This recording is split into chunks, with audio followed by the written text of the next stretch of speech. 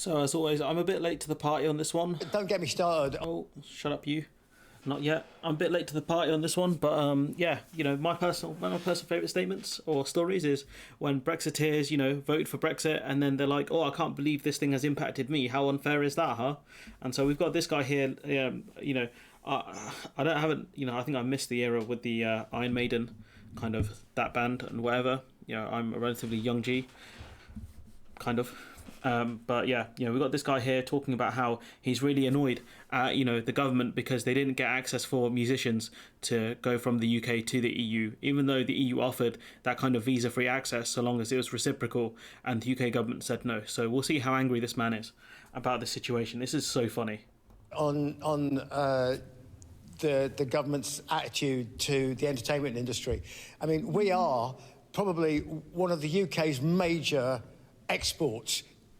I mean, come on. And yet we're sitting here, we can't do anything. We can't even artists. I mean, all right. I mean, it's very well known that I voted for Brexit.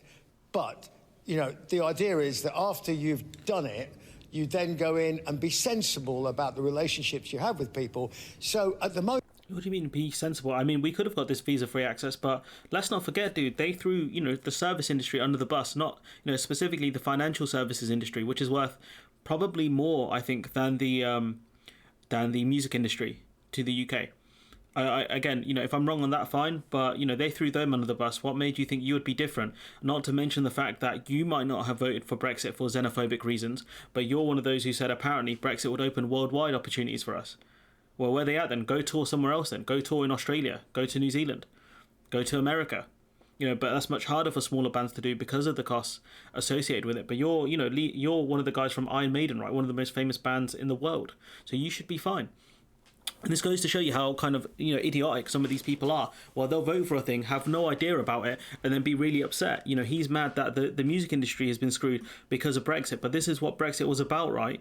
But the thing is, I don't know why he voted for Brexit. It could be for racist reasons. It might not be. But the simple fact is, Brexit was fueled by racism and hatred and xenophobia. And now look, the government have decided not to reciprocate with visa-free access. We didn't get it for you musicians, and now look, your industry's in trouble, isn't it? Your industry's been hit by this. You should be alright though, you should be able to get a visa, but other musicians aren't so lucky. And we go to see what the doc said, Anna Jaworska, she tweeted about this is how I saw it, saying that the problem is after you've done it, voted for Brexit, is entirely up to you what relationship people have with people. Up to you what relationship you have with people, sorry. So, saying that, the British government opted to have visa restrictions for musicians. That was up to the government. You become a third country and these people apply their third country rules to trade with you. It's not rubbish. These are international trade rules, which is true. These are the rules around it. The EU did offer us visa-free access for musicians. You didn't take it. So don't be upset now. These are the people, I don't know if you voted Tory, but you voted for Brexit. This is a side effect of Brexit. This seems to be something, she goes on to say, this seems to be something that few people were able to grasp before Brexit. She says she likes Iron Maiden, so it's a shame. And the thing is, right, that it won't change unless the Conservative government are kicked out. That's the only time this changes. But the simple fact is, this kind of thread of Brexiteers kind of realising that they've damaged their own industry, being really mad at it. Why should we feel any sympathy for you now? You're asking for common sense, but the simple fact is Brexit wasn't based on common sense. It was based on feelings. It was based on the idea that we could do Empire 2.0, that we could rebuild what we had. We could be a great nation again. We were always a great nation. But the simple fact is you guys fed off nostalgia, fed off fake realities, illusions, genjutsu, and now look at you. Frauds.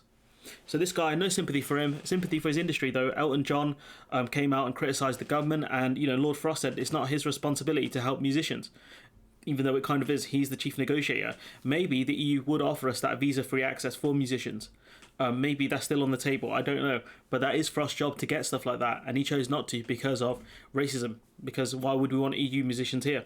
He didn't realise the impact it would have on UK musicians wanting to go elsewhere, to other countries in Europe. But yeah, this man being upset by this, who cares? Yeah, you're, a member of a famous band, but it shows you that even though you're good at something, which is music, you're not very smart when it comes to politics, are you? Anyways, I'm going to leave it there. Let me know what you think in the comments below. Like, comment, share, subscribe. Support the channel on Patreon if you can. And hopefully I'll see you in the next one.